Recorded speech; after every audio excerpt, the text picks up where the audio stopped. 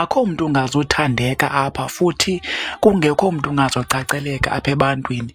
Ndikhona nje, ukho ndikho.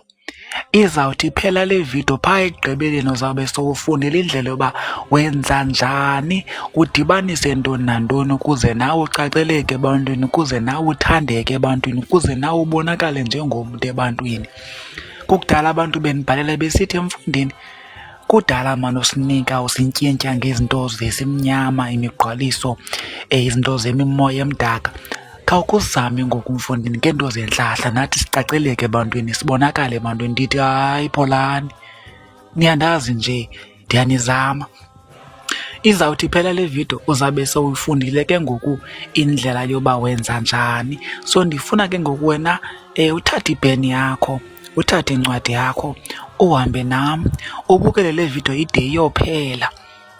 Into ozawundizamela yona ke ngoku yokuqala, undizamele iVasilina, undizamele ke ngoku ivimbela elimhlophe. Uzama ke ngoku ivimbela elimhlophe ngoba into esiyifunayo apha sikhangela into edibene nentlahla. Sikhangela into ezawusondeza izinto ezintle kuwe. So uzawuya ekhemesti uyofuna ivimbela elimhlophe. Good. Uyondifunela ke ngoku i-oil ekuthiwa nguVelabahleke, because xa ufikayo wena kanye ubonakala funeke abantu baqhekeke, bancume, uthandeke, bangayazi noba kwenzeka ntoni xa bebona wena. Uglowe mani, ukubone bacaceleke abantu, nguwe ungafika udike ebantwini. So ufune uVelabahleke, ufune ke ngoku i-oil ethi ngubheka mina ndedwa. Funeka ukubonakala wena wedwa, ugqame wena wedwa, uyabo, ubonakale eromini uba yeyi ukhona lo mntu ukhoyo. Ingabi ngathi xa ungena wena ungena isithunzela. Xa ungena wena macace uba ungena umntu, nawe ucace phambi kwabantu. Bendithe ufuna uVelabahleke, ufune ubheka mina ndedwa. Emva koko ke ngoku ufune isiwasho ekuthiwa nguZaneke.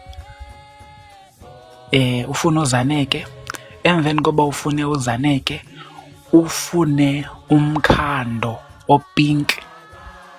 Ufune umkhando opink. Uzawudibanisa ke ngoku zonke izinto kulaa Vasilina, livimbela, zeza oil zimbini, iVelabahleke nobheka mina, nguZaneke, ibe ngumkhando opinki. Udibanisa zonke izinto kwiVasilina, udibanise, uthambise ke ngoku. Leyo iVasilina yakho yentlahla.